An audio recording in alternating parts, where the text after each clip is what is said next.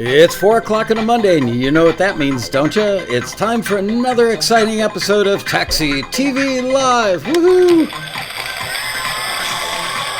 All my guests laugh at me. This week, starring special guest star Mr. Tony Van Veen. Woohoo!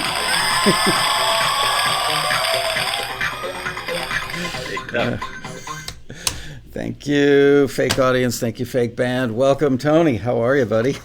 I am fantastic. It is 7 p.m., not 4 p.m.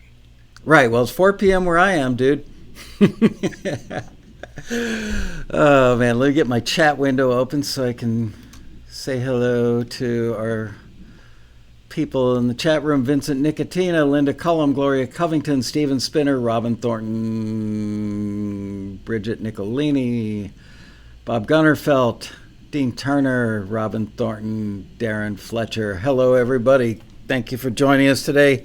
Our special guest is, do you realize, I think you and I have been friends now for over 20 years, Tony? Yeah, sounds about right. Yeah, it's mind-blowing to me, and you look exactly the same. Anyway, so... You mean I was bald early? I don't remember if you were or you weren't. It's just, look at this. No wrinkles. You look great. Let me do your bio, just so for those of folks that didn't get the email that may be watching the show in the archive version later. Tony Van Veen is a senior executive with over 30 years leadership experience in various aspects of the music and media industries, including digital music, manufacturing and operations, music rights monetization, and printing and distribution. He's currently the CEO of DIY Media Group, which is the leading U.S. platform of mostly physical media for musicians, authors, filmmakers, and other content creators. Their brands are Discmakers, BookBaby, and Merchly. I left HostBaby, still one of yours, right? No. Oh, it's not. Never mind. Okay. Forget I said that. They provide... Baby, it's all good. They provide high-quality CDs, DVDs, USBs, printed books, ebooks, custom t-shirts, and other garments to certain types. Oh, to creative types, not certain types. I was going to say undergarments to certain types who want to keep control of their IP rights, maximize their monetization potential. Tony is also owned, and I'm not sure if you still own it or not, his own independent record label. Is that a long time ago, or do you still own it? that was back in the 90s, in the mid-90s. Yeah. All right. I technically own it, but nothing's come out. No music has come out since the mid-90s. And you're a drummer, right? Recovering. Right. So he knows what it's like to be in the trenches, and that's what makes him such a great CEO.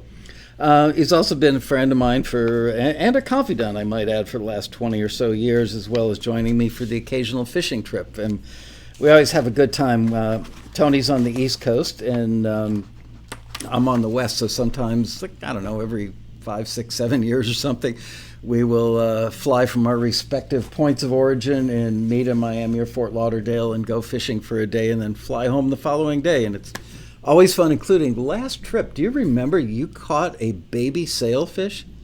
No, it wasn't a sailfish. It was I forget.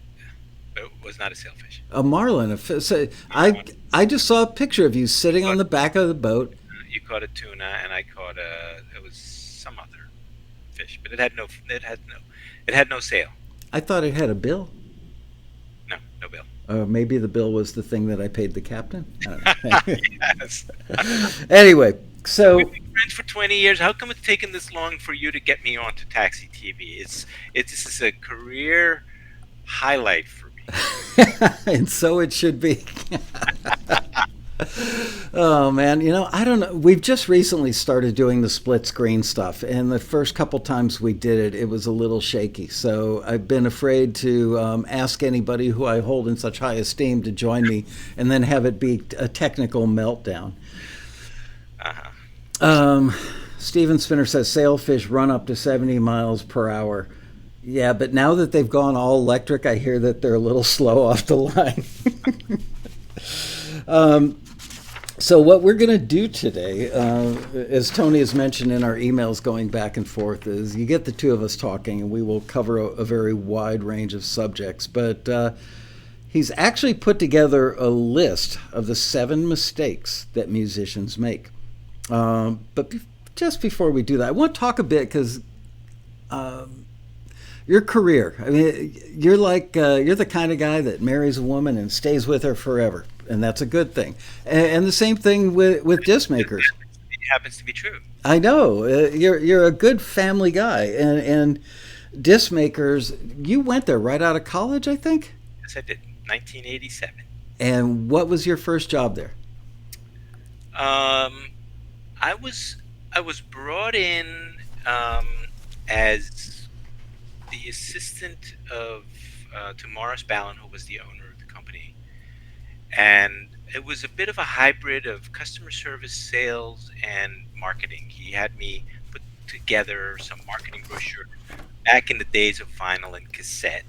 Uh, Many of your listeners and viewers have probably over the years received and seen disc makers catalogs in the mail. This was before we had a catalog, and we had just a sell sheet with these cassette packages, and I had to put one together. So we did not have the cassette sell sheet. We had a vinyl one, and I put together a cassette sell sheet and answered phones. I mean, look, it was a small entrepreneurial company with 30 some employees back in the day, including the people in the factory pressing records. So you did what you had to do, you know, Right. right? And eventually you became VP of marketing, if I remember correctly. And that was about the time that I met you. Right. And then Morris retired or semi-retired, and you became president of the company at some point. So it's kind of a I'll try to tell the long circuitous story as succinctly as I can. So, we started growing. When I started, the company was mostly pressing vinyl records for record labels, which means commodity pressing, low price, low value add, and slow pay by the record labels. It was really a brutal business to be in.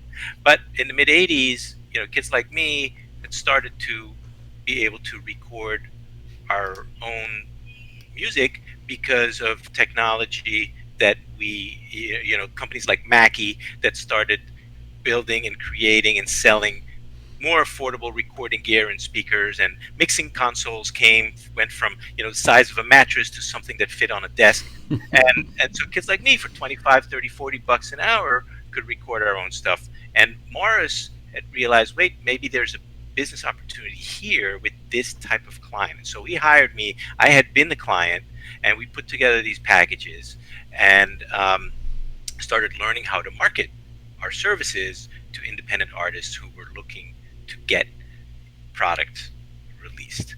And we started growing. Long story short, when the CD took off, we really took off from a sales growth perspective. And then in 1999, a little company called Napster came on the scene, and we looked at that, and I was like, holy moly, if we don't figure out as a company how to do this for our clients, offer this to our client, and help them make money with it, we're going to be a dinosaur.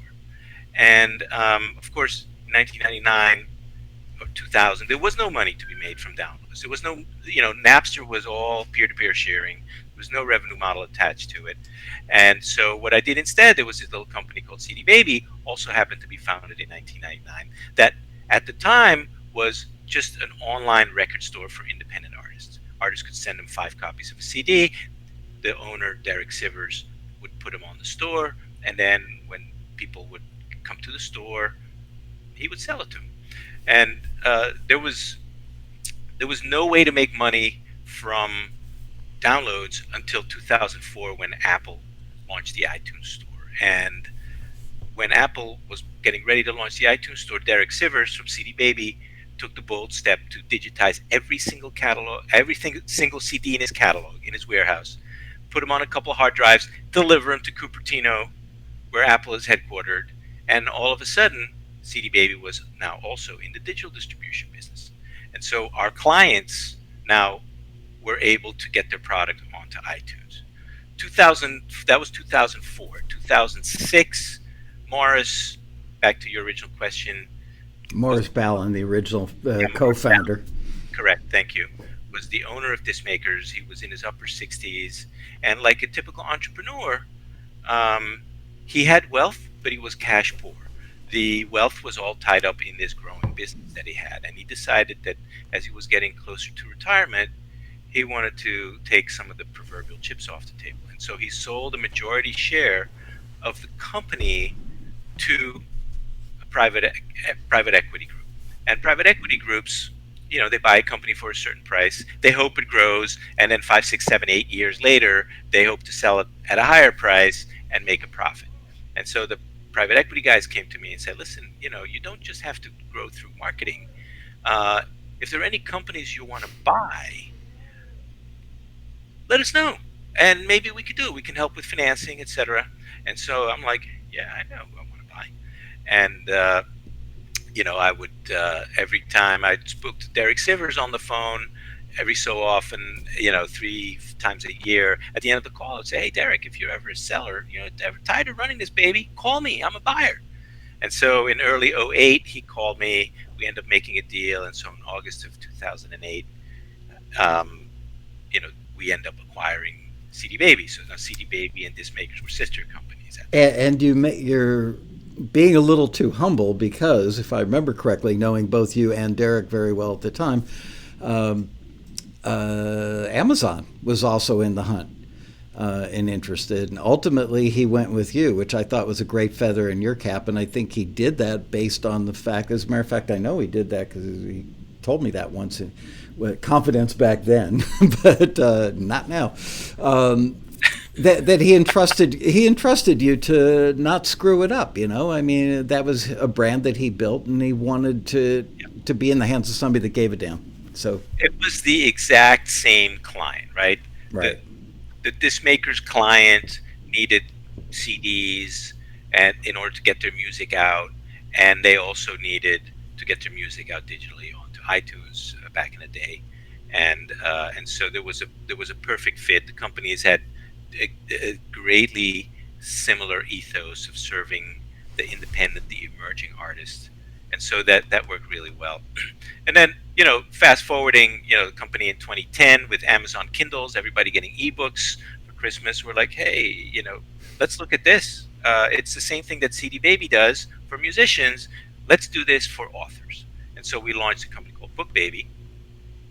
And the company was sold in 2012 again, the whole company, to a different private equity group. And then in 2019, just this past April, the company was sold again to Downtown Music Music pub, Publishing. but they just bought the CD Baby side.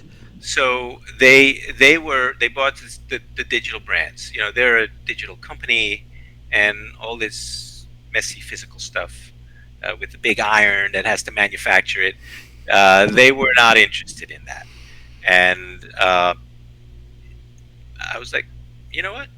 Uh, I need a day job, and I happen to like what I do, and I also happen to feel very, very strongly that with today's streaming economy, monetizing streaming for an emerging artist is exceedingly hard because the payouts are so small.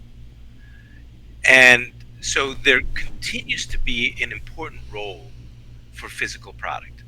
The compact disc, the USB, the vinyl record, merch like t-shirts are I think disproportionately important, as a part of the overall revenue mix today compared to even in the download era when, a download album that you sold on iTunes for 9.99, the wholesale price that the distributor would get and the artist ultimately would get would be $7. But now you're seeing, payments per stream of 4/10 of a cent, and so it becomes 3/10. I looked it up recently, for my some of my old music, and it ranges from 4/10 of a cent to a penny per stream. But the companies that pay a penny have no streams, right? Right. uh, right. Spotify and Apple are probably 95% of all the streams that you see, and they pay between 3/10 and 4/10 of a cent. Anyway, long story short, that's how we got today. I teamed up with my exec team. we decided this is a good opportunity. Books are growing quickly, merch is growing quickly, CDs are declining slowly, but still exceedingly important. And there's still volume. We made 30 million CDs last year. Wow. So so we thought this is a good opportunity. Artists need this. We know this space, and we know the people. And there's 240 people working right outside Philly at our plant because, there's a lot of people, and these are my people. And so we decided, let's go. We'll do this. CD Baby and Disc Makers continue to be really close partners. We have a strategic partnership, uh, and they use us for disc manufacturing. We use them for digital distribution for our clients, and all is well. That's great. So, you and some of the executive team are now shareholders of.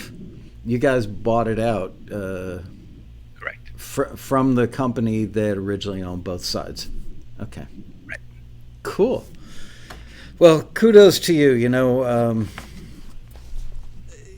You're really, and I'm not saying this to stroke you, but I've probably said this in private to you. I've always been more than a little impressed at your business acumen. You and I are both passionate readers of books, mostly business books, and I think you've retained a lot more than I have. I I, I don't know about that, but I do love what I do. And what's really cool and really pretty amazing in a way is, I was a musician 30 years ago, right? I was playing in punk rock bands, and so many of the questions I get from musicians today are the same questions that I had 30 years ago and that I got early on in my career. And the music industry has changed completely. The tools, the formats, but the passion and the drives and the questions that artists have to this day, are unchanged over the decades from what they had in the past. And so I guess that's good because it allows me to remain relevant with my old school 30-year-old musician experience. Um, and of course, I've read a thing or two, and I've been around the block. So that passion, for the do-it-yourself spirit, helping artists, get from here to here to the next point, is something that I think has fueled me for these 30 plus years.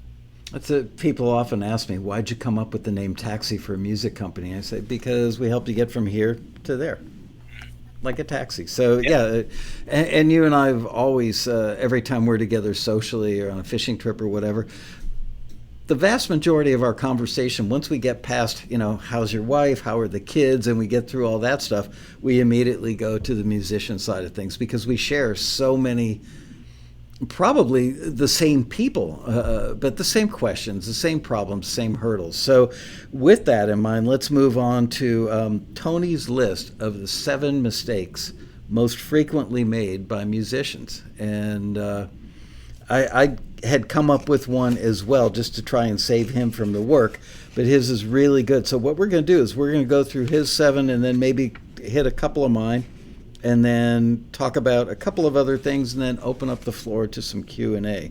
So what is your number one on the list mistake that you've seen musicians make over and over? Well, you're going to think that I'm pandering to you because of the business that you're in. But this was actually one of the things that I learned at my first Taxi Road Rally, some 20 something. How many years have you been doing the Taxi Road Rally, Michael? This will be the 23rd. Yeah. So some 20 years ago. And so my number one item, and this is the number one piece of advice I give artists, is they don't spend enough time truly studying and learning songcraft to be able to write really, really good songs. And I see this in my factory, and I'll walk by and I will see a CD that looks great, and I might want to listen to it. Or I'm at a conference, and somebody hands me a CD, and I'm like, wow, that looks really interesting. And nowadays with digital recording technology, it's really easy to technically create a great sounding recording. And then you pop it in and it sounds great, and the lead in sounds promising, and then the song just doesn't go anywhere. And there's there's nothing that's as big a turnoff for me as a song where the chorus doesn't sing, or it just doesn't. It's just not a good song. And Right. so, Yeah. C and there plus are is not good enough. yeah, and there are resources like Taxi. I mean, the first Taxi Road Rally, I went to, I had already, my band had broken up, and I was working at Disc Makers in marketing.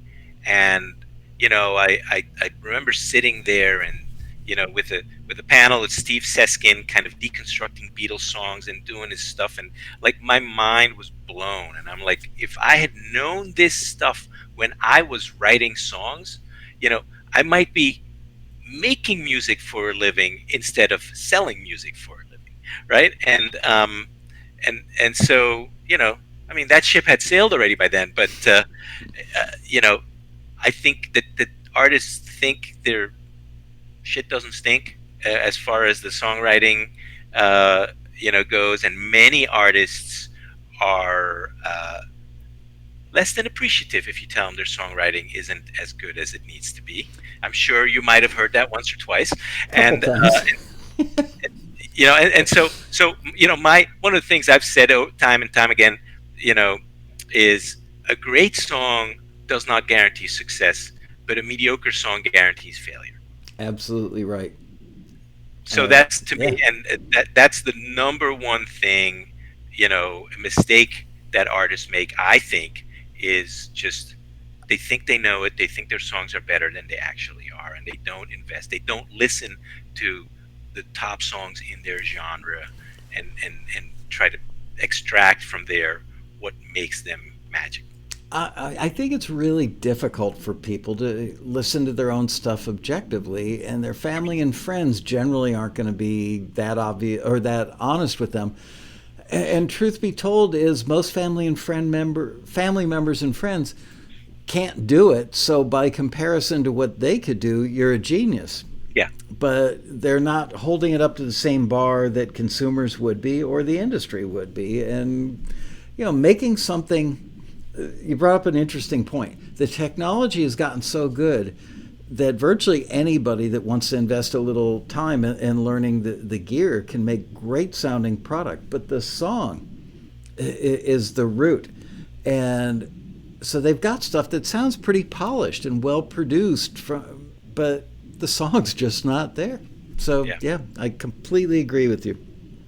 Um, your number two thing on the list was pandering to the kind of music you think will sell rather than doing and playing what's really inside of you. You've seen, I'm sure you've seen it, right? I mean, art. There are artists who want to be popular and they want to be big, and so they choose to play in a genre, whether it's you know hip hop or pop or something. Mostly, those are the genres that are big nowadays. EDM at its day, right? Dance music will always be popular, and so they try to create music in a genre that might be slightly different from what they really are and what they really like. And I feel that leads to not creating the best kind of music that you possibly could. And as hard as it is to make it as an artist today, and as hard as it is to make music, to make money from your music with streaming, um, I think your odds are best to start in your niche, right? Start what you are, playing your kind of music, and become the biggest thing in your kind of music, right? Become the biggest, surfabilly band, right? And then from there, when you're big in your niche, then you can start kind of polishing and tweaking your music a little bit to be a little more broadly accessible, and then start pulling in some other fans from outside. Metallica did that 25 years ago, right? They Yeah. started as this undercover, underground metal thrash band, and no radio play, no nothing. And they built up a rabid following, and eventually their sound kind of morphed. A little bit became a little more accessible, and Enter Sandman at some point in time got on the radio, and it just blew up. And they're the biggest rock band in the world today. All starting from a really narrow niche where a narrow slice of metalheads and punk rockers, were into them, and they took it to the biggest rock band in the world. It's a tough decision for a lot of musicians because they want to gain national or international fame, and so they're kind of in this position where they feel like they've got to chase what the flavor of the day is. And I understand that, but you're right. They're not doing what comes from their musical soul, what they're highly competent at doing. And I've had people say to me, well, my kind of music hasn't been popular for 25 years. And so they're looking for the day where the two things intersect, when the public and the industry want what they're doing. And they might be 55 years old and thinking, gee, I'm going to retire in 10 or 15 years. They're not 24 and capable or desirous of going out on the road anymore. So I understand the frustration that if they wait for the industry to come around to what they're doing, it may all be over. But you had one really key word in what you just said, which is the niche. And you and I both know as marketing people, Yeah. Be the king of your niche rather than trying to be the ant of everything. When I have artists ask me, what should I do next to keep moving forward? And I ask, what genre are you? And they tell me pop. I'm like, I'm sorry, I can't help you. The bar is so incredibly high in pop. The song craft, the recording values. There are there are there are not many slots in the top 40. How many slots are there in the top 40, Michael? I'm going to do the math and say 40. So, here you are, an unknown aspiring pop singer, and you have to get there, and you want to be pop. And I can't give you enough advice. I wouldn't even know where to start. If you're in a niche somewhere, you can say, hey, you know, play together with other bands in your niche, play the kinds of clubs where they play, get some radio play on some internet web radio or some college stations, get reviewed on a couple blogs, build up a fan list in your niche, and then blah blah blah blah, and build on that. But if you want to be pop, boy, the bar is so incredibly high. Not pop singers make it, but I couldn't tell them how to. I am somewhat heartened that there's a wider range of stuff going on in pop these days, although the vast majority, probably 80% of it, is very beat driven, dancey pop with relatively vapid lyrics. I have noticed there's been a trend now for about 3 years where choruses aren't as obvious and don't pop out, pardon the pun, to the extent that they used to in our day. The traditional songwriting style of writing just a boom chorus, they're a little Yeah. more subtle now, but the craft is equally as good and they're still as appealing. But And I might say specifically with pop, the formulas are equally structured and rigid in many ways, right? yeah, When you listen to A&R guys and what they look for, they are in a box that's really tight, and that's what they're looking for. And A&R guys have almost become chemists, if you will. And I'm not going to mention any names, but there are some that are very, very prominent, really big people in the industry, presidents of subsidiary labels and what have you. And A&R back in the day was, somebody that listened to a lot of demos and found stuff that sounded like it was going to be a hit and decided to roll the dice or not. Now, they will look for somebody that builds great beats and put that together with a top liner and put that together with a vocalist. And the vocalist isn't working. Sorry, you're out. And they literally just move these. eight other songwriters Yeah. working together. I mean, if you look at some of these pop and particularly hip hop credits, publishing credits, there could be 15 songwriters credited. I know Not they're even, going to need a bigger stage for the ASCAP and BMI awards just to fit all the writers on the stage. yeah, But exactly. sometimes I hear stuff and go, regardless of the fact that it's factory like and that there's so many people involved, I do hear some stuff and I go, wow, this is truly amazing. It's groundbreaking. and you don't find it on radio all that often. You really have to, curate lists from other people's curated lists on Spotify to find it, but it is out there, and there's some great music, so I am heartened by that. The number three mistake on your list is not offering enough value to fans. Play Yeah. great shows, make great music. Let's talk about that because I don't So think a lot of musicians think about offering great value. They just, this is my music. Do you like it or not? and that's true. And there's nothing to me that's a bigger turnoff than I'm at a concert. I shouldn't say nothing. I'm sure there are other things that are bigger turnoffs, but I'm at a concert and I'm watching some act just go through the motions, or they're scowling at the stage sound guy because they're like this, making faces. And I'm like, these people are not having a good time. How are they expecting me to have a good time if they're not having a good time? And so, you know, I I I don't like the concept for artists, especially indie artists, of the word fan, because fan implies I'm up on stage, you the fan are down there looking up at me with adoring googly eyes, worshiping me. Instead, I always tell them, don't think of them as fans, think of them as customers. Because if you want to make a living from your music, a transaction has to take place for money at some point in time. Whether that is a stream or a concert ticket or a t shirt that gets sold, you need to create value for your customers. And how do you do that? Give great shows. Like, put your heart and soul into it. Look at a guy, study a guy like Tom Jackson, who's this live stage, you know, craft guru, who does incredible work. Write great songs, obviously, and then make high quality recordings. Put them on vinyl with great liner notes and artwork. Um, make your concerts into memorable experiences. Uh, you know, Communicate well with your fans through your newsletters, what have you.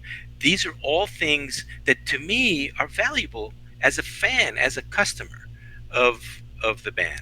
I was at a concert earlier this week, and the headlining act was Revolution.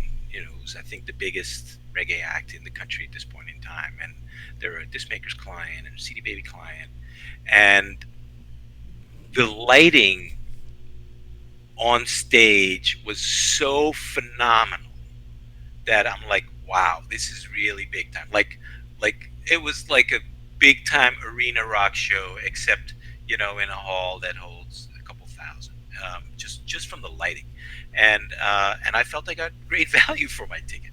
So that's what I'm talking about. Make Create wow experiences, whether it's live or pre-recorded or on social media or what have you, that really give your customer, i.e., your fan, good value. Um, you opened this up by talking about so many people, so many musicians think of them on the pedestal, the fan down below. Um, how do you? I've been asked this question. Frankly, I don't feel like I've ever come up with a great answer in 27 years of running this company because you're more expert at the live, cultivating a live experience and the customer base in that world. So maybe you've got a great suggestion that I couldn't come up with, and that problem is breaking the ice initially because at some point you become Revolution and you've got a following and people show up at the shows because they like you, they know you, and they want to come in and take part in that value proposition.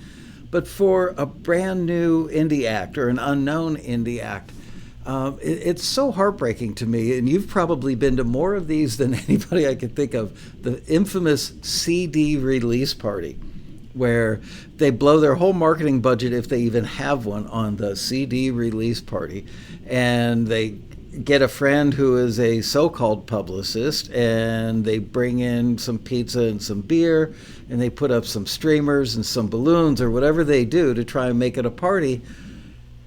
And the whole thing is a little sad. I've walked out of several of them feeling really bad for the acts.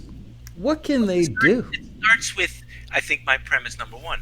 You have to actually be good to start with, right? You Yeah, have yeah. to be able to give a good show. Now you can work and develop all that, but I would bet that the release parties that we've both been to that are a little like, they're kind of sparsely attended, and the music is like, eh. So they're missing one or two essential pieces to the puzzle. You have to write great songs. You have to know how to give a good show. I mean, I've been to, I'm sure you have, numerous concerts where the opening act just blows away the headliner. Why? Frequently, the opening act doesn't get the pyrotechnics and the fancy lighting.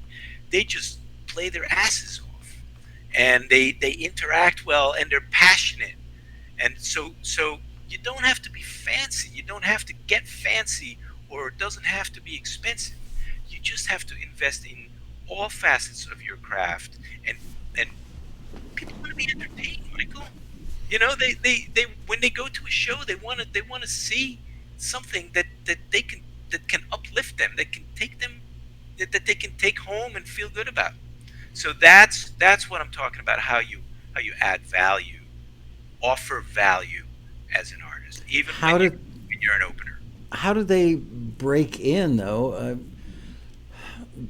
What's the launching pad for a new act where basically they're relying on a very small fan base and some word of mouth from their rabid fans, which might only be 20 to 100 people, and yeah, they've got to have the opportunity to kill the show and do a great job. And I've never been able to come up with some good advice because it all goes back to value proposition, which is you put up posters, you send out social media, you do all this stuff. What makes you different than everybody else or better than if they're not already familiar with you? That's a toughie, huh? It could be look. It could be any of a number of things, and um, I think you may be staring yourself blind on the fact that, on the question of good enough, and many acts are not good enough. But you know, wherever you are, whatever scene you're in, whether you're hip hop or EDM or punk rock or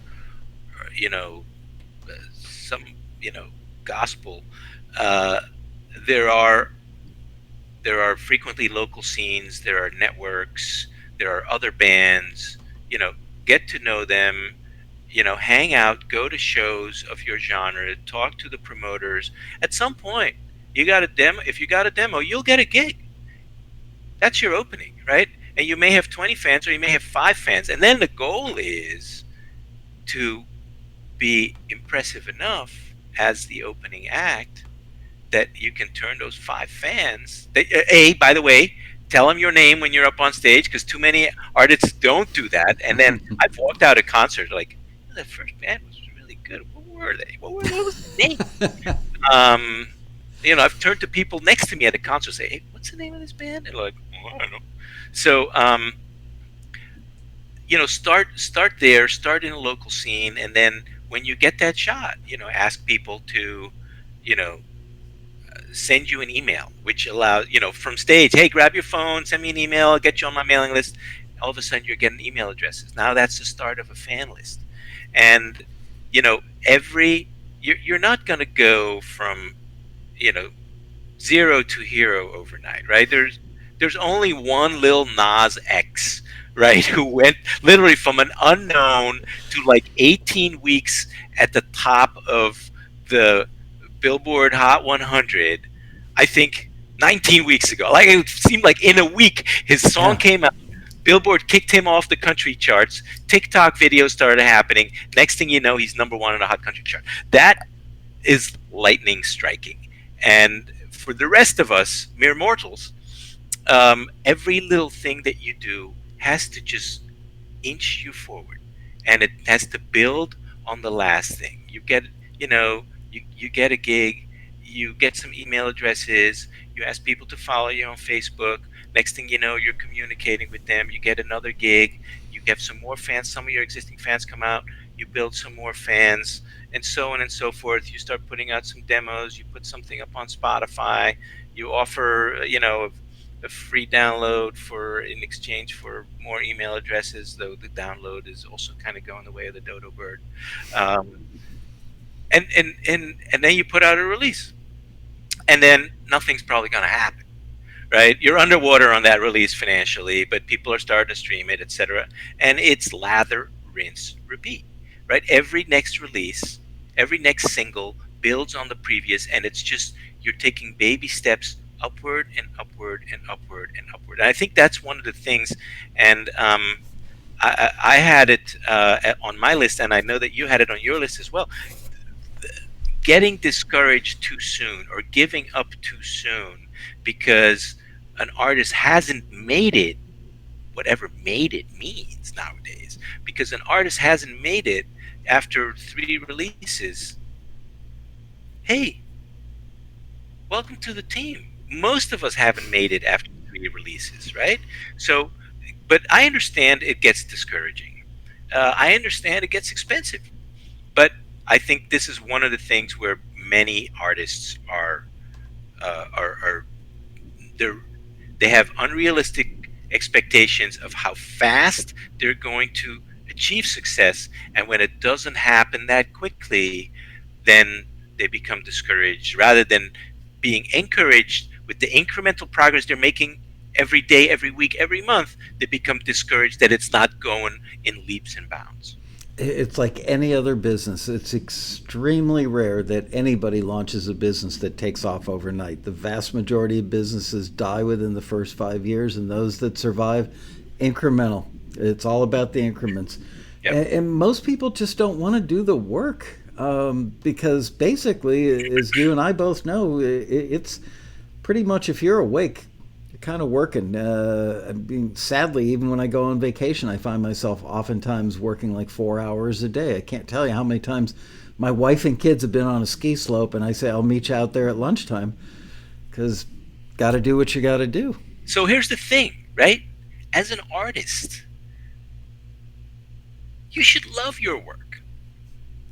And you should love, like, I love my work. I'm there for 30 years. I better love it. But, but there are aspects of my work that I don't love, right? If somebody is a poor performer, they need to be in some kind of disciplinary program. Um, God forbid terminating somebody. Those things are not lovable. Um, but you do them because they're part of the big picture. But 96% of what I do, I at the very least like, if not love. And as an artist, and this is one of the other things that's also on my list, mistakes that artists make is they don't pay enough attention to the business side, right? Rehearsing is nothing but fun. Writing is nothing but fun. Recording is fun. Performing is fun. But the business side is work. Calling promoters, calling club owners, trying to get Well, blog reviews. creative people aren't wired that way, and they all make the mistake. All 95% of them make the mistake of my music is so good, I love it. So somebody who is, somebody else is going to love it, and they're going to take care of all that dirty stuff that I don't want to do, like selling or like social media stuff or calling bookers, all Yeah, that stuff. yeah. Because I'm just, I can't do that. It screws with my creative brain. So so here, and the thing that I'm saying is, I think for starters, that's all about mindset, and your mindset is so important in this business. And the thing that I've learned is, and I know you agree with this, Michael, because you feel the same way. We've talked about this. The business side, in many ways, is just as creative as the music side. Whether it's communicating, writing an email, or whether it is coming up with a strategy on how to get into a club or get a blog review, or any or communicating with social media, it's all in its own way.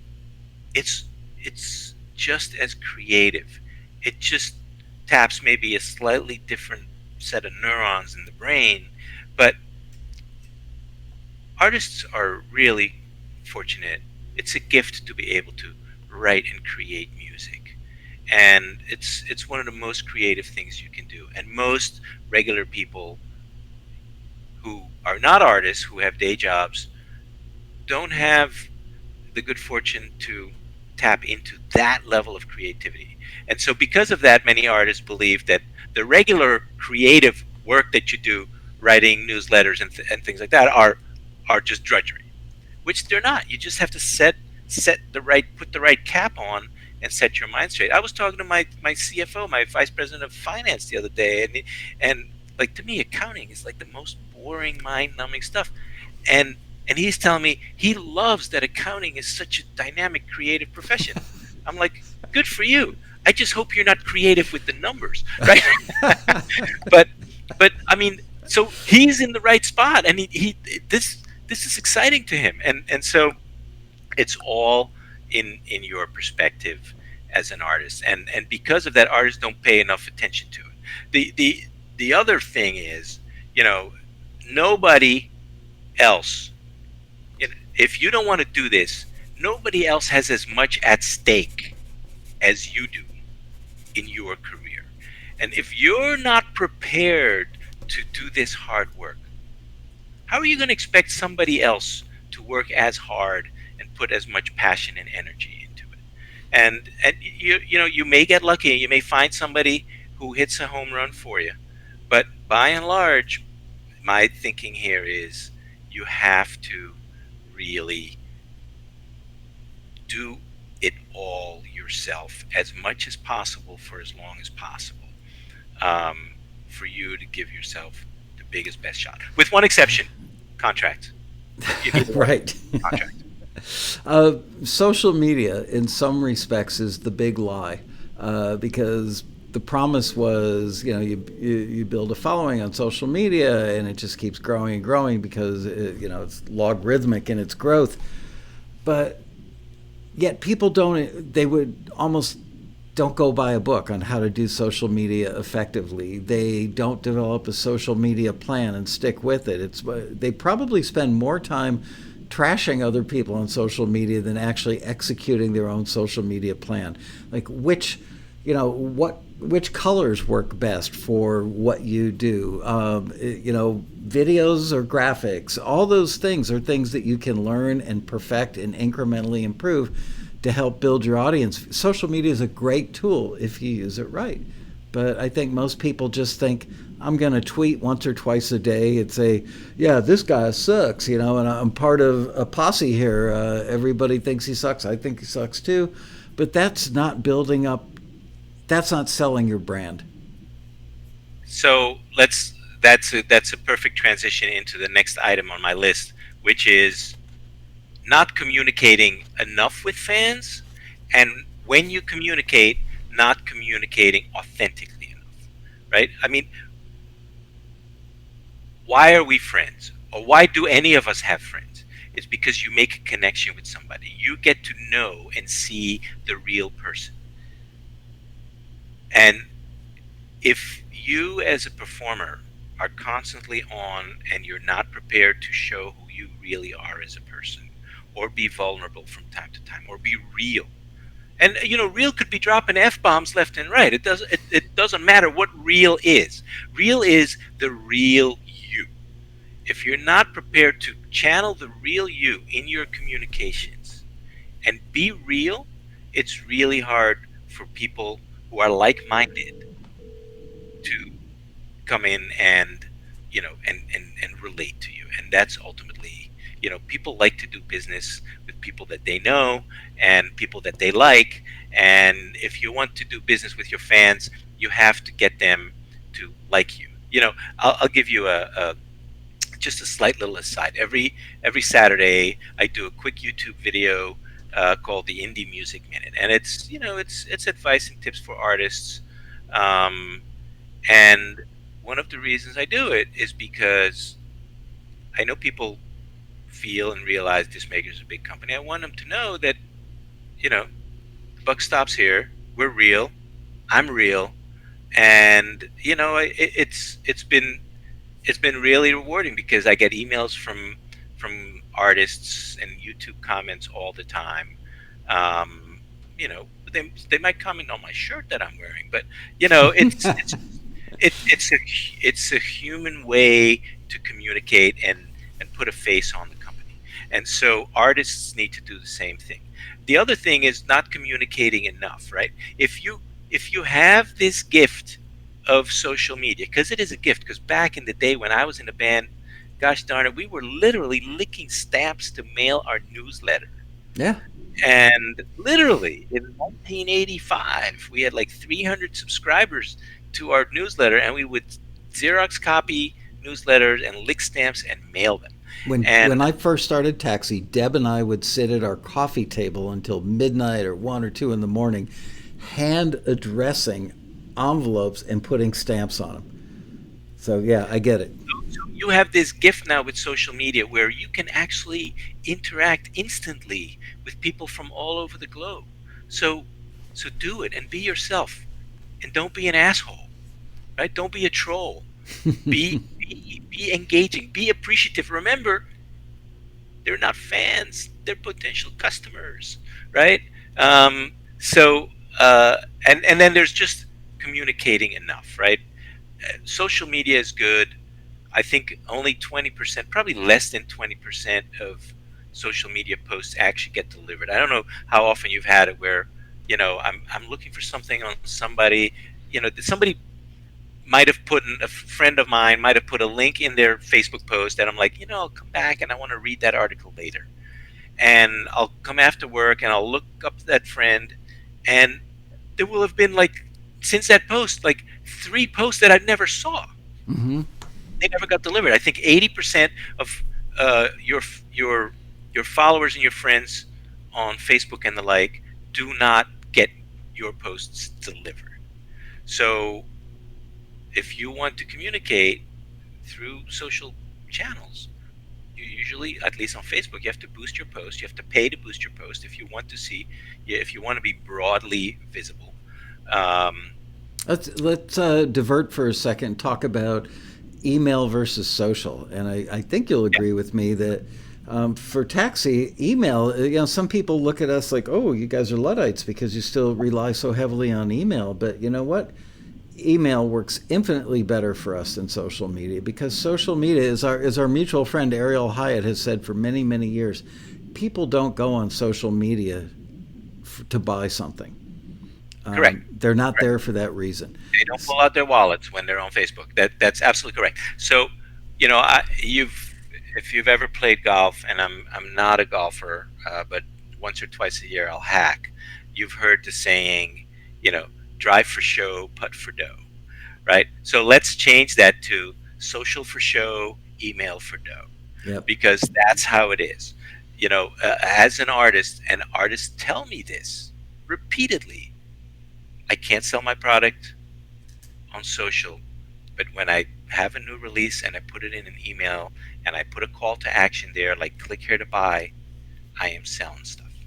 So email, as much as we're in a social world, email is still the best way ultimately to reach a broad audience and have an opportunity to sell them. But it shouldn't just be sell, sell, sell, sell, right? If all your messages are buy my CD, buy my CD, buy my downloads, buy my t-shirt, go to my Spotify link, go to my YouTube, very quickly people will either unsubscribe or, even worse, just tag you as spam, and you'll be toast, right? So you have to communicate enough, and you have to offer something of value. Back to value.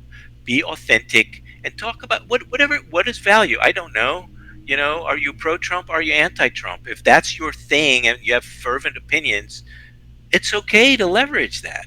You may turn off some people, but you can't please everybody. In order to win, you have to be prepared to say no to certain kinds Right. of things.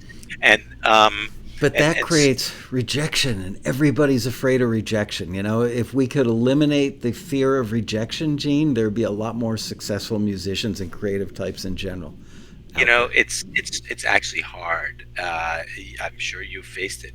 When somebody tells you on social media that you suck, it's really hard not to be hurt by that. It really takes practice. You have to be told you suck really often to stop caring that people tell you that you suck. It, it, Um, it's so true. Why is it that they're so? It almost feels like people that social media attracts a certain type of malicious person versus people who awful. want to do something wonderful in the world. Why is it? Why can't social media go the other way? It blows my mind.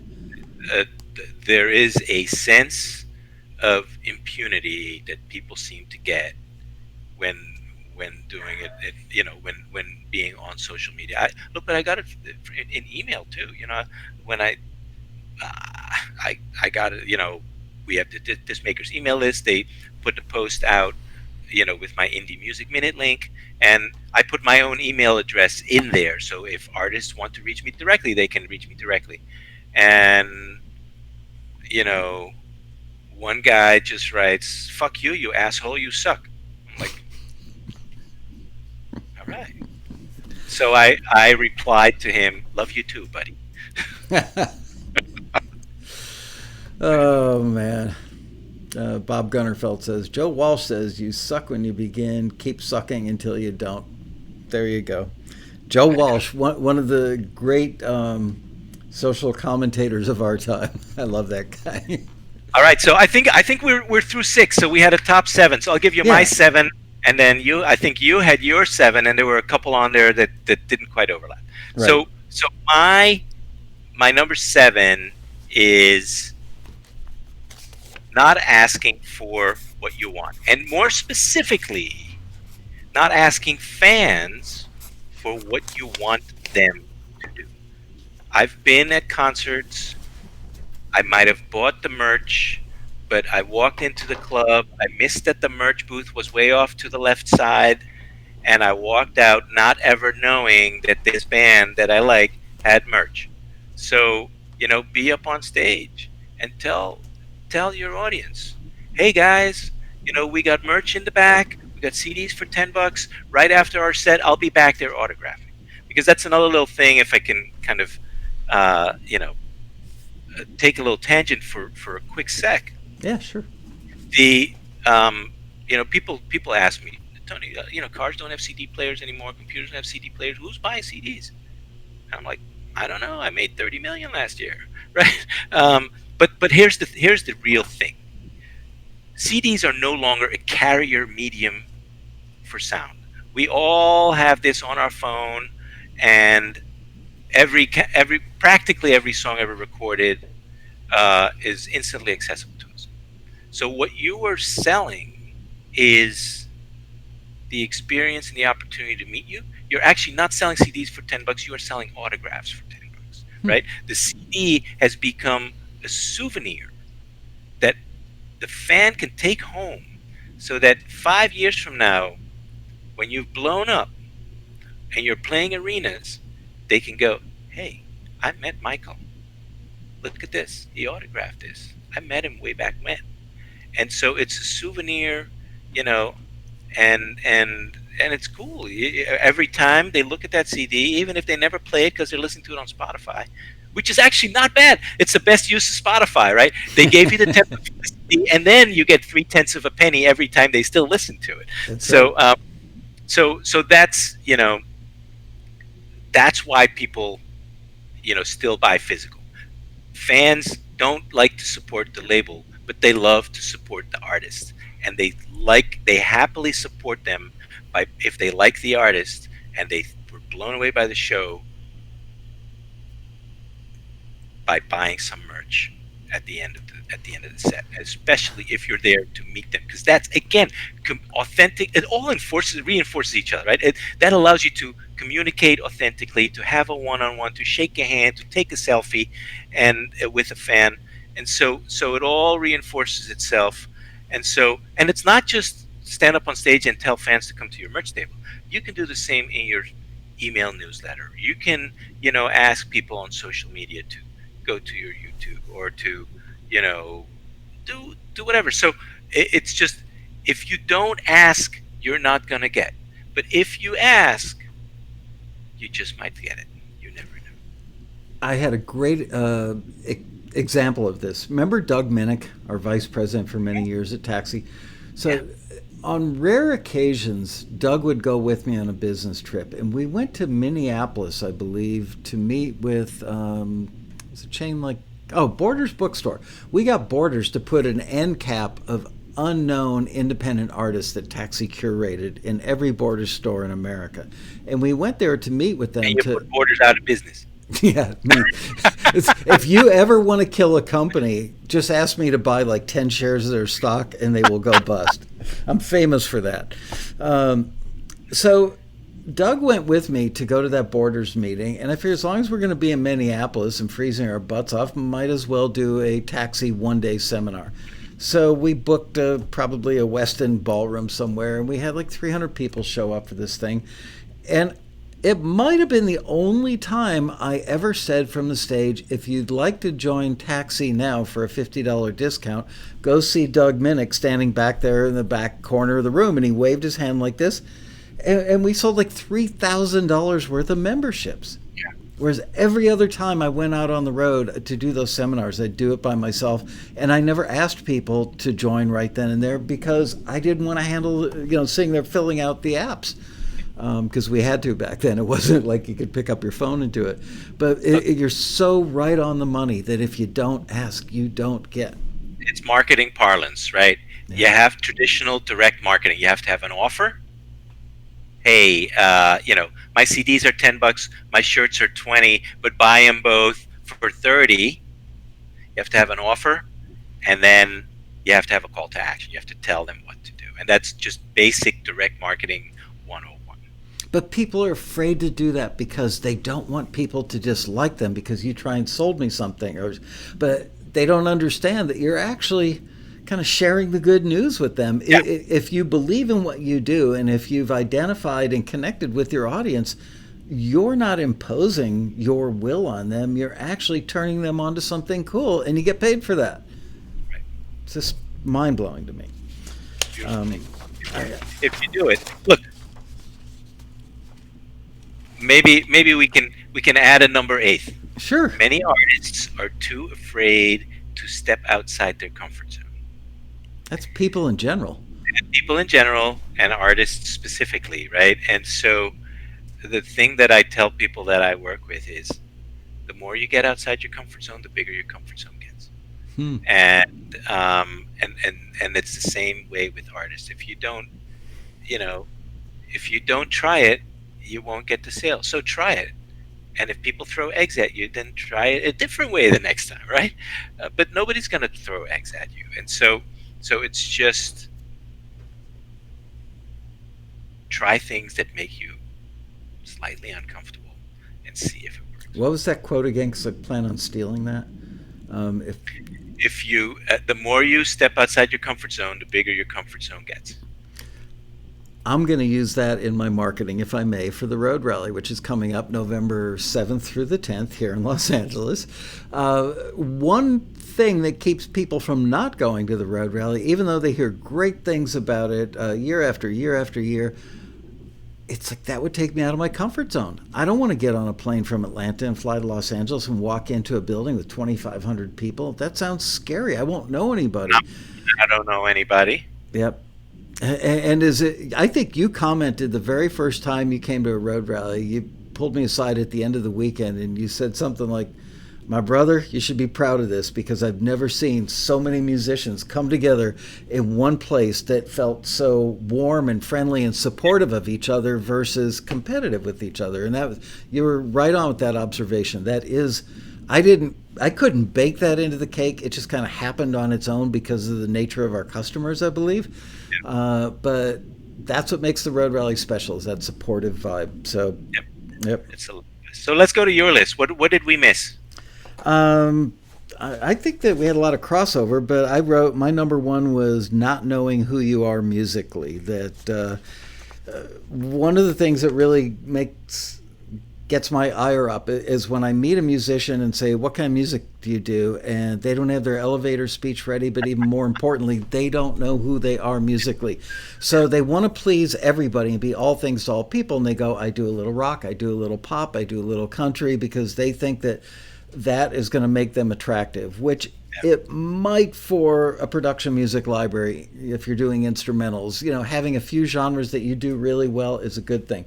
But if you're trying to get signed to a record label or get on radio or a playlist on Spotify or just anything, you need to be one thing. And you're right on the money when you said be that thing that you're best at. And then again, it's getting out of your comfort zone. Once you've built a fan base, a following, then you can expand your horizons because there's trust. They trust you to deliver quality music to them. So yeah, it might be something a little different, but I trust you not to screw it up. Exactly right.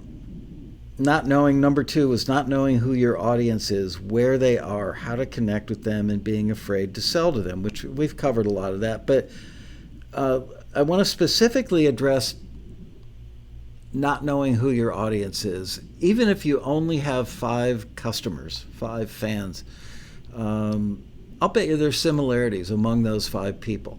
So what is that similarity? What are those similarities? And where can you find more of those people? This is I'm going to say something that I don't want any emails or letters or phone calls about this, but very apropos to the sad things that happened over the weekend with the shootings, the killings. A good friend of mine just bought a hunting rifle with a big scope on it. It's the kind you take out when you're hunting, like for mountain goats or something, from a 1,000 yards away. And he asked me a couple months ago if I would meet him at this range and be his spotter and tell him, you're 3 inches off center at 2 o'clock, you're an inch and a half off center at 6 o'clock, so that he could zero the scope. So it was kind of a weird day to go to a gun range after what had happened. But I noticed something really that I kind of want to share with everybody, which is the people at the range there were families there with moms and dads teaching a kid how to shoot targets with a 22. There were husbands and wives maybe there for self-protection. It was a real cross-section of people. It wasn't kind of the Bubba redneck types that people normally associate maybe with guns. But the interesting thing was, because there's been so much said about the hate rhetoric and the divisiveness, probably 80% of the people there were either Hispanic or Asian. There were very few Caucasians at this range. There were hundreds of people. This was a big place. So I can't even remember now. It's about... I was going to say, how does this connect? Because you know what? They all had something... Because they all had something in common. And I remember having that thought that this was a tribe. And that's what your goal is, as somebody trying to sell your music, is identify who your tribe is, what they have in common. And the reason I brought up the gun range from this past weekend was, where do they congregate? Because just putting it out in the ether and waiting for them to find you, like, particles of steel finding a magnet, put some thought into it and figure out where they congregate. If I were somebody that was selling, I don't know, gun cases or ammunition or T-shirts, I would go to that range. Well, where do the people who listen to your type of music congregate? Because the internet is awesome for that. They do congregate in certain places. You just need to pay attention and figure out where those places are. What I found, if we can turn this away from guns, please. Yeah, a little uncomfortable. What I found, is, as an artist, the one of the best early ways to do that is to look at what are the other bands in my scene who, I play or would play a similar genre or the same genre of music, and I had I'd heard, I don't know, 10, 15 years ago, a great tip from Brian Mazzaferri, who was a client of ours. I Fight Dragons. I remember I was on a panel with him at something that you hosted once. Um, and he said that they played this thing called chiptune, which was basically making music from with like Nintendo game sounds. And he said that they would partner up with other chiptune bands, and they would actually cover each other's songs. So he would cover with his bands the a song from one of the other bands and vice versa, and then they would each reach out to each other's email list and say, hey, we covered this band, this song by this band, check it out. Or even better, they covered our song, check this out. And then they would this was, again, this predated streaming, but it was like, hey, give us your email address to listen to it or what have you. And then it added names to the mailing list of like-minded people and allowed kind of a level of natural, organic cross-pollination that allowed both bands to grow their fan lists. I got to say, I want to give a shout out to Brian Mazzaferri because being on the panel with him, I was in awe of how much common sense and then the work behind it that he applied to build that band. It was just like, dude, if you could package that and get all other artists to do it.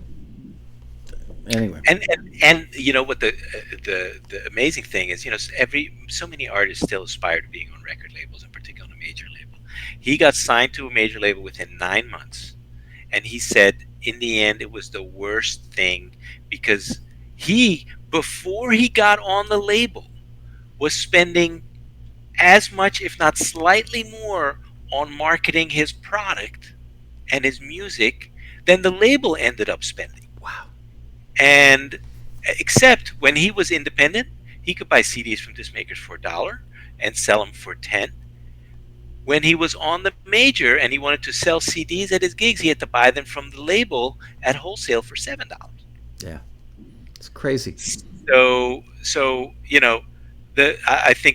I think there clearly still, and we're off on a tangent again, there clearly still is a role for labels, but I think the main value that labels add is on the independent side. The independent labels that actually are, I think, the only ones pretty much that do any more artist development. We probably run more listings for indie labels now at Yep. Taxi than majors. We still run a lot of artists on major labels looking for songs, and our members still want to get their songs cut by those artists. But as far as people wanting to be signed to a major, the jig is up, as it were. The majors don't do artist development anymore. The majors buy artists and indies, right? A Lil Nas X has an organic hit, and there's like a scramble of majors to sign him. Because that's low-hanging fruit. It's easy. The name's already out there, so let's spend some money on it. Absolutely. My number 3 was not building a brand around yourself and your music. If you walk up to 10 musicians and say, give me your elevator speech, describe your music, at best, in most cases, you're going to get, I do a little rock, I do a little pop, I do a little country, rather than them saying, I'm a rapper like Nas X. At least that gives people a point of reference. You don't want to exactly, replicate somebody, but you could say, I'm in that ballpark, in that wheelhouse, 2 of our favorite words in Taxi's listings, because people need a point of reference. So they need to know, you can't just say I'm the greatest friggin' artist in the world and expect them to, oh, well, then I've got to have some of that. I'm going to get me some right now. My next one was not developing a business plan before you launch or even before you write and record your music. How many times have we both seen people save their money fastidiously for 2 or 3 years, and then they go record their magnum opus and they press up 1,000 CDs, and a year after the release, 875 of them are sitting in their garage in boxes collecting dust. That Never happens. Never happens. Don't believe the hype. They all sell. that breaks my heart because they just didn't give any forethought to apply, like all the other things we've talked about today. And some people actually blame the consumers. They're stupid. They don't get me. No, they're not. It's you're not helping them get you. And so by not having a plan. They had a plan to write and record the stuff, and then it just stopped there. And you've got to think of the whole picture. Number 5, not budgeting for business costs, marketing, merch. Let's talk about merch. I wasn't surprised when you guys did the deal for Merchly. I remember the day you told me about it on the phone, and I raised an eyebrow, and I thought, man, Tony doesn't miss anything, because it was such a perfect fit. Look, as the CD product matured, and less stores and less stores and less stores were selling CDs, the majority of revenue from selling physical product was not coming from selling it at Amazon or on CD Baby. It was selling it at gigs. And so we took a look and we're like, wait a minute, okay, so we have 25% of the merch table now. What else can we do and can we offer to artists? And t-shirts were the obvious choice. So, we started Merchly from scratch, and we started with a different mindset than the other merch companies, because we come from, again, a space where we sell a CD for $1 and the artist sells it for 10, and most of the profit goes to the artist, because frankly the artist has the hardest job getting the client convinced to buy and to hand over a $10 bill, right? So we wanted to do the same thing. And if you look at sites like Zazzle, where if you order on demand shirt from Zazzle, it's like $18. If you do a small run, and there's some other screen printing companies, it could be like $8 or $9, and we're like, it doesn't have to be that expensive. And so, we said we want to be able to sell shirts for $5 or $6, so that an artist can sell them for 20, which is a reasonable price for a decent quality shirt, all day long. Sell them for 20. You want to make it easy for fans to give you money, right? So $20 bill, $10 bill, these things are kind of easy transactions, and the artist can make 75% margin. So that's why and how we got into the merch business. We figured it's got to feel local. We don't charge for shipping. We make it easy to buy. And I'm sorry to launch into my spiel here, but I'm passionate about it. Yeah. Most, if you've ever tried to buy shirts, there's 89 kinds of white cotton t-shirt. So we've basically paternalistically somewhat said, you know what, this is the best plain cotton tee, this is the best soft comfy tee, this is the best tank top, women's tee, and so on and so forth, so that when you come to Merchly and you want a 100% cotton tee, we make it easy. Just there's the one, pick your color, give us the artwork, and we roll. I think that's great that you do that, because I can't tell you how many times I've bought a t-shirt to support an act that I like or a cause that I like, and the shirts suck. They're not sized well. The cotton doesn't feel good. The bottom hems come apart after the second or third washing. So the fact that you're curating the best shirts is appreciated. I hope that other people notice when they buy the product that the shirts feel good, fit well. As a matter of fact, we've got to do shirts for the Road Rally this year. I should get them through you. That would be awesome. Yeah. The last time I did it, I think 3 years ago, I went to a local guy because I wanted to support a local merchant. They made it impossibly hard to work with them. And then they screwed stuff up, and basically their attitude was, hey, take it or leave it, Mac, So rather do business with you. Cool. I think everything else was pretty much covered in your stuff. I do have a question, though, about physical media for you. The Road Rally in particular, for years we've had people make their own CDs so that they can give, put your 3 instrumental things on one CD, put your 3 best songs on another CD. So if you're in an elevator or standing at the bar or wherever, and you happen to meet a music supervisor or whomever, you've got something you can give them. I've seen people over the years that they will give out a business card with their website on it, which is better than nothing, but I think most people go back to their hotel room, look at the business card, and go meh, and give it a toss in the trash. Maybe they stick it in their wallet, look at it a week later, when they get home. But I don't think that's a great way to go. So the question is, for a conference like the Road Rally, and when you're trying to get your music to A&R people, to music supervisors, to publishers, production music libraries, what do you think is the preferable form of media to use? Is it a thumb drive? Is it a card, like a business card size flash drive? Is it still a CD? What do you recommend?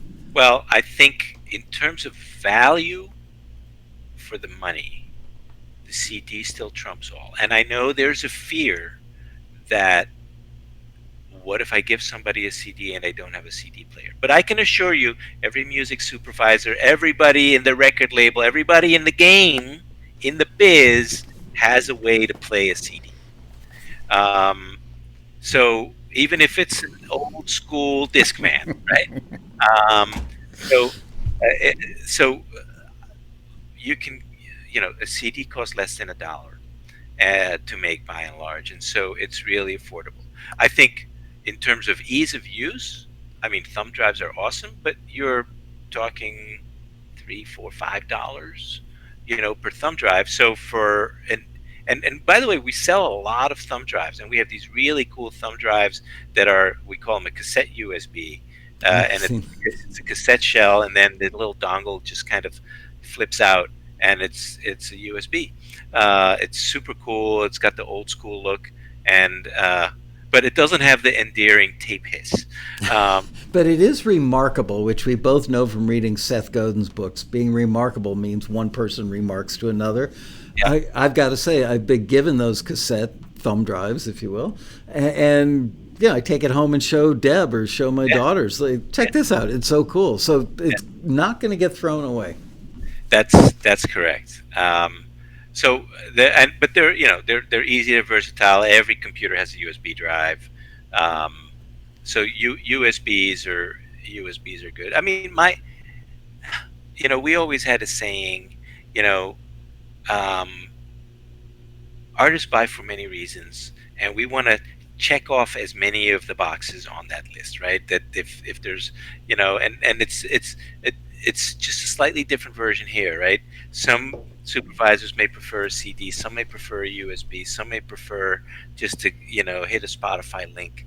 Um, and so ideally you kind of cover your bases and make sure, if you have a CD, put your website on it or put a link to somewhere on it that people can also check it out online. I have taken to um, because I like to travel light. People give me their CDs, um, and I will actually say, what, hold this, don't give it to me, and I take a picture of the cover, and then I'm like, is it on Spotify? I'll take a picture of the cover and I'll check it out online. Smart. Let's see, we're almost at the end of the show, but I think I have a couple more things. Um, oh, it's more of a comment than a question. I want to compliment you and your team. You guys have, I think, hands down, the best advice for touring musicians out there that I've seen anywhere. It's concise, it's friendly, it's professional. You feel like you're hanging out with a friend who really knows what the hell they're talking about. And your videos, the newsletters, all of it, man. You guys do such a good job. And I'm not pandering here. I didn't have to tell you this publicly, but I want to because I hope that people on your staff get a chance to watch this and know that from somebody who really looks at that stuff critically, which we both do with each other. I mean, over the years, Tony is one of the very few people that could call me up and go, Lasco, what the for years he's like, Lasco, your website sucks. For years. Yeah. So Well, I thank really you. I I appreciate appreciate you. that. Yeah. There's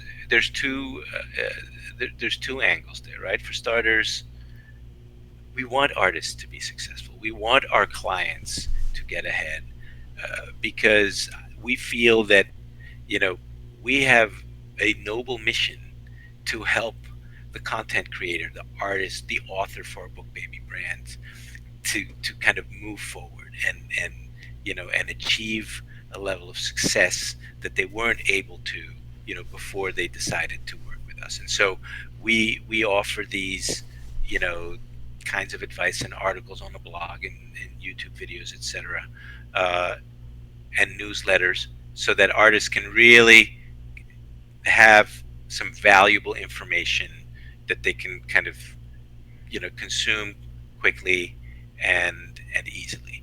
And of course, it's not all altruistic. Having a newsletter, having these kind of offers allows us in many cases to tell people, hey, we have a newsletter, there's good content, give us your email address. And so that allows us to start a communication with them that hopefully by the time that they're ready with their next recording, they say, these guys at This Makers, they got some good stuff. Let me check them out. I completely agree with that and think that anybody who is on the path to put out a new CD, a new album, whatever format they're going to put it out in, would be well served to spend an entire weekend searching the Discmaker site, reading the blog, because look, I have very little time in my life, and I will spend 2 hours on your blogs on any given Saturday, where I happen to get an email from you guys and it takes me to the blog. And every time I sit there, While you're, while you're in the John, right? Maybe some of the time. I do have Quality weekend reading. I do have a library of stuff in the bathroom. I will admit to that, and I do read for an hour a day. But Saturday is my day for sitting on the bed most of the time with my laptop, catching up on all the unanswered emails and little odds and ends that I should be doing for the company. And Yeah. that's often when I read your emails and go to the blog and I sit there. I don't want to bother you on a weekend because I know how busy you are during the week, and I know I could. I mean, I'm sure you wouldn't go, God, I can't believe Lasco called me on a Saturday, but man, there have been plenty of times where I just wanted to pick up the phone and send some love your way, and especially so you can tell your staff. They write really well. They're hitting the right subjects. They're presenting the right information in the right way. It's literally getting it as right as can be. I think that they've set the standard. So please let them know that from me. Will do, definitely. Um, any final thoughts on booking shows and touring? That's an area that most people are relatively clueless about. They want somebody else to do it for them. We've got 3 minutes left. If you were the Tony Van Veen from 30 years ago, what advice have you learned through your own company that you would now apply to your touring and live performing life? But you're really making me stretch back 30 years here, Michael. Sorry. You know, honestly, I don't know. I don't know. I mean, I've personally been out of that space for so long. Um, the main piece that I can offer is the somewhat conventional wisdom of, you know, become a big thing locally first, right? Don't try to stretch yourself, but you know, play local venue, play with other bands, you know, build your list, build your local following, go from 5 to 20 to 50 to 75. You know, talk to a booking agent and tell them, hey, I think I can bring 75 to a gig if you give me a Wednesday night slot, um, and build that, and then kind of go out in concentric circles. The concentric circle. We've had this discussion when you and I did our day of speaking in Chicago one time, probably a dozen or more years ago. I remember at dinner the night before we talked about the concentric circles, and that is, 5 mile radius, 20 mile radius, 50 mile radius, 100 mile radius. Until you're killing it within that radius, don't spread, but then just keep growing and growing. It's a delicate balance, right? You want to be big in your town, but you also don't want to burn out your fan base in your own Right. town. So at some point in time, the frequency has to diminish a little bit as you kind of go out, and it has to. As you go farther out, there's less time to, play your hometown. Um, but that's you know, that's just kind of a common, basic kind of blocking and tackling approach to I playing. think it was Brian Mazzaferri. I could be wrong, but I think Brian Mazzaferri told me that when they were growing their fan base by doing the concentric circle thing, that they actually promised people, whatever their home base club was, let's say it was Philly and it was the club the Middle East, that they told their rabid fans that night, if you go to the show that we're playing in Trenton next week, wherever, and show us a Philly driver's license, we'll give you a free T-shirt for showing up. I thought that was such a smart move. Just something simple, but The probably guy, effective. the guy's brilliant. He did this thing with USBs before streaming that was just phenomenal, and I'm sure you've heard the story where he got these thumb drives. He got 200 of them, and he was selling them for $200 each. And on the thumb drive, he put all of his music that they ever recorded. And the value premise of the thumb drive was, and they would tell this, he did this online to their email list. Basically, we only have 200. If you buy this thumb drive for $200, you will get all the music we've ever recorded. You will get all the music we will ever record. And if you bring this thumb drive to any of our concerts ever, you will get in for free. Sweet. And that was such incredible value that he sold out in 48 hours. He sold 40 grand, 200 times 200 in 48 hours, so fast through PayPal that at one point PayPal shut him down because they thought there was something fraudulent. And so this is, look, your creativity as an artist, the tools are tremendous, and particularly with thumb drives. I mean, we sell thumb drives with 32 gig hard drives. You can put videos, you can put journals, you can put photographs, you can put all your music on there. You can create a phenomenal experience for your fans with exclusive content that is not on YouTube, not on your socials, right? This is where, look, I just started telling artists, actually this is a little preview because this video didn't come out yet, but my thing that I'm advising, and it's coming out I think this coming week, advise artists is, hey, you want to sell more product at your gigs and give fans something that's truly special? Record a CD, even if it's an EP, with something, acoustic versions, whatever. It doesn't have to be your top line hits. And don't put it on Spotify and the streaming services. And then when you're at your gigs, you tell them, hey, we got something really special for you. This is just for fans who come to our gigs, our concerts. This is not available anywhere else. It's not available on social media. It's not available on Spotify. But we have EPs, 5 songs, $5, only available here. We'll be autographing them after the show. And I will bet you will sell more than selling the CD that's also on Spotify. I think you're absolutely right. That's brilliant. I love it. Well, my friend, great hanging with you. It's been a while. It's like a one conversation here. I know. Is anybody else here? Oh, yeah, look, there's an audience. I can't see them. Oh, I've got them up in the chat room. I can see them. And they're all saying, great show. Thank you, Michael and Tony. So mostly Tony. So thank you for doing this. Please give my love to Farina and the kids. And getting a little late now, a little close to the road rally to put together a fishing trip. Oh, forgot to tell you, I got invited to a reunion of all the Criteria recording studios people where I started my career. It'd kind of be like if you were no longer... Are you going? Yeah, and it's like 3 days before the road rally. So that's pushing me harder to prep the road rally well in advance. So I'm going to fly in, go from the airport to the party, leave the party and fly home on a red eye. But it's been 43 years since I've seen these people. And it's like, all these people, we were all involved, like Bee Gees, Eric Clapton, Crosby, Stills, Nash and Young, Eagles.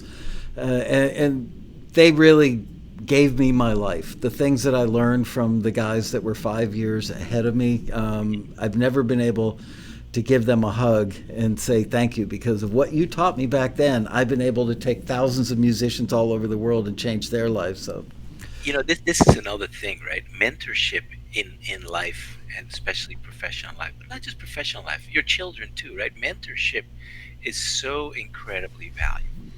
And if you find somebody, who can mentor you, or who you can mentor, because it's equally rewarding to mentor somebody yeah, as they think it is to be mentored, by all means, grab onto that opportunity and do it. absolutely. Sound advice. Thank you for this. Thank you for your friendship. Same. See you when I see you. Thanks for having me. You All bet. right. Ladies and gentlemen, Mr. Tony Van Veen. We will see you next week for another exciting episode of Taxi TV Live. Woo! See you, Tom.